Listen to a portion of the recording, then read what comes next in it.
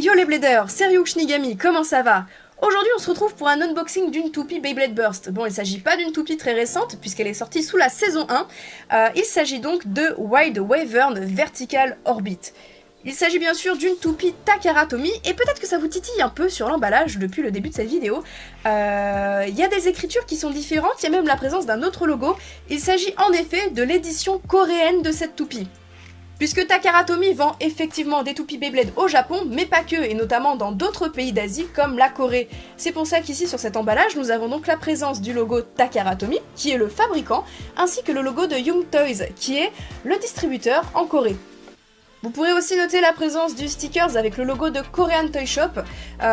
C'est tout simplement le vendeur à qui j'ai pris la toupie sur eBay, donc qui est un vendeur fiable qui vend bien sûr uniquement des toupies Takara Tomy édition coréenne et pour un prix assez correct. Par contre, vu que l'envoi est en économique, ça prend assez longtemps. Bref, repassons à la toupie. Il s'agit donc de Wild Wyvern, une toupie de type défense qui appartient à Wakiya. Si on tourne la boîte, ça nous présente ce qu'il y a donc dans la boîte en effet, à savoir un layer, un disque, un driver, donc une toupie au complet, ainsi qu'un lanceur, donc il s'agit d'un starter.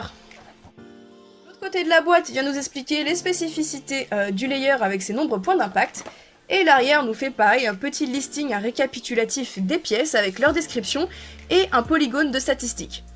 C'est en coréen, j'y comprends rien du tout, je préfère vous expliquer tout ça après l'unboxing. Donc voilà les bladers, j'ai fini de déballer le contenu de la boîte et je vais tout de suite passer à la review. Donc on va commencer par le lanceur. Il s'agit d'un Light Launcher, donc le modèle le plus basique de toute la série Beyblade Burst et qui est aussi le tout premier modèle de lanceur à être apparu sous cette génération. Donc nous avons ici affaire à un lanceur à crémaillère, à unique sens de rotation, donc ici qui est adapté aux toupies à rotation droite. Ça tombe bien, Wyvern en est une. Après, ce lanceur reste néanmoins assez petit, hein. Moi-même je sais pas trop comment le tenir ni où mettre mes doigts, donc je vous conseille de l'ajouter à un launcher grip qui est tout simplement une poignée. Et comme ça, là vous avez une meilleure prise en main et c'est tout de suite plus facile pour lancer. Et d'ailleurs, en prenant un peu de recul et en regardant tous les produits qui sont sortis sous Beyblade Burst depuis cette toupie, on peut s'apercevoir notamment que Takara Tomy a eu tendance à un peu oublier ce type de lanceur, puisque dans les saisons qui ont suivi, on a eu pas mal de proto-launchers dans les starters alors qu'ils servent pas trop à rien, je pense autant faire des boosters, et on a eu pas mal aussi de lanceurs à ficelle, et ces lanceurs-là étaient beaucoup moins présents. Je vais maintenant passer à la review de la toupie, et je vais commencer par le layer Wild Wyvern. Alors dites-moi ce que vous en pensez en commentaire, mais moi je le trouve magnifique. Vraiment, la série de Wyvern font vraiment partie de mes toupies favorites de toute la génération Beyblade Burst. Nous avons donc ici affaire à la deuxième version de Wyvern, donc l'abréviation est W2 et le nom complet est Wild Wyvern. On peut d'ailleurs voir au centre, gravé en transparence, le W. Nous avons la présence ici en haut du layer de la tête justement de la Wyvern et tout le reste du layer est composé d'une succession de lames qui sont faites pour venir dévier les attaques.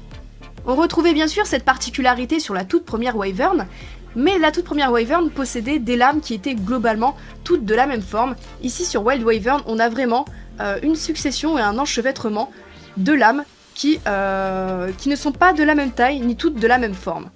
L'objectif recherché avec ce genre de lame va vraiment être de venir dévier les attaques de l'adversaire. Alors le problème c'est qu'avec le système Burst, c'est que c'est à double tranchant. Soit ça fonctionne très bien, et en effet les lames viennent dévier les attaques de l'adversaire qui va être renvoyé autour du stadium. Soit ces lames consistent aussi en des points d'impact où le layer adverse va venir s'accrocher et donc faire burst notre toupie. Donc vraiment c'est à double tranchant. Au niveau des dents, c'est assez classique de ce qui se faisait au début de la série en termes de toupies de défense. Elles sont nombreuses, mais relativement plates, justement pour pas que les layers de défense soient trop cheatés par rapport aux layers d'attaque. Je vais ensuite passer au disque vertical. Et là j'aime bien parce qu'il s'inscrit un peu dans la continuité de la précédente Wyvern. À savoir donc le disque Armed était un disque qui avait la particularité de descendre un peu vers le bas. Et là on retrouve la même chose avec vertical, mais c'est encore un peu plus prononcé.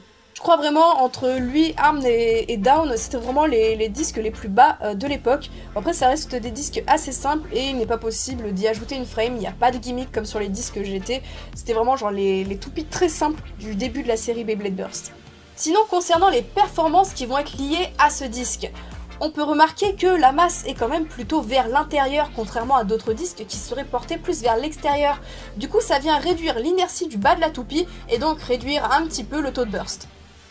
Et pour finir, nous avons ce driver Orbit, qui reprend exactement les mêmes codes couleurs que le driver Massive qui était disponible sur la précédente édition de Wyvern.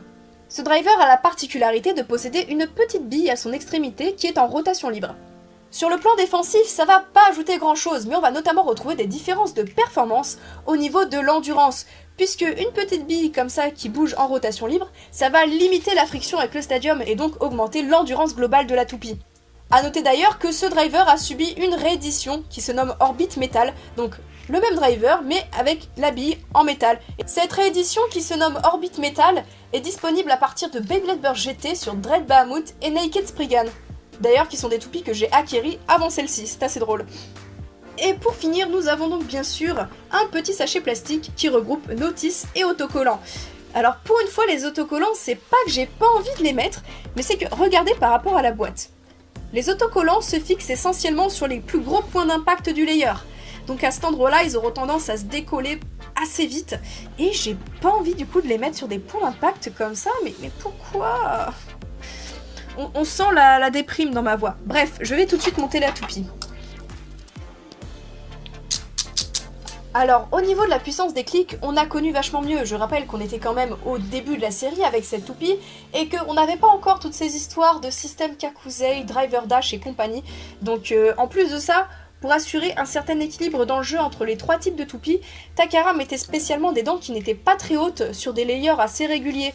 Comme ça, les toupies de type attaque pouvaient avoir un taux de burst plus faible pour pouvoir donner des assauts sans s'exploser elles-mêmes, et derrière les toupies de type défense et endurance qui avaient tendance à être assez lisses, avaient des petites dents justement pour pas que les layers soient non plus imburstables et trop cheatés. Bref, assez parlé, je pense qu'on va tout de suite tester cette toupie. Et c'est parti les bladers, on se retrouve pour le test de Wild Wyvern Vertical Orbit. Je vais d'abord la lancer toute seule pour qu'on puisse voir son mouvement dans le stadium, et puis après on va faire quelques battles. Donc c'est une toupie qui se stabilise très vite au centre du stadium, c'est typique des toupies de type défense. Hyper vitesse. Une chose intéressante à remarquer, c'est que lorsqu'on la lance avec un peu plus de force, elle a tendance à avoir un mouvement assez agressif en début de combat, puis elle se restabilise au centre du stadium. Allez, à présent je vais faire une petite battle, donc Wyvern dans son combo d'origine, contre une Spriggan Single Layer Force Axel. Hyper vitesse.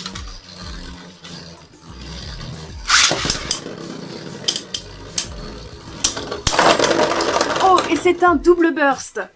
Super vitesse.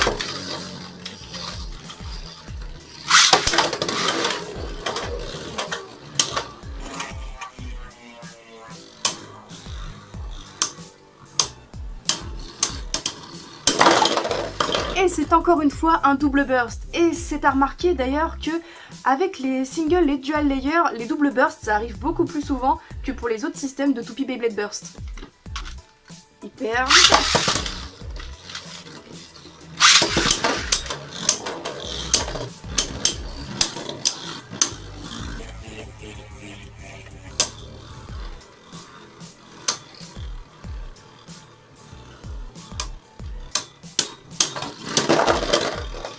Et cette fois-ci, c'est Wyvern qui s'est fait burst par Spriggan.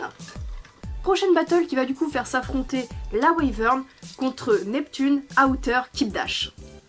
Hyper vitesse.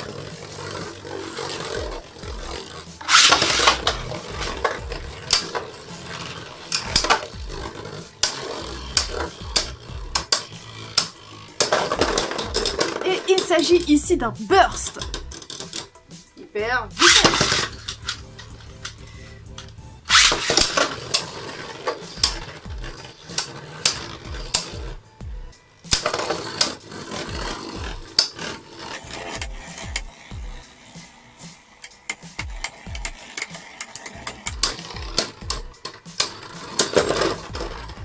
Et Neptune vient de burst Wyvern au dernier moment.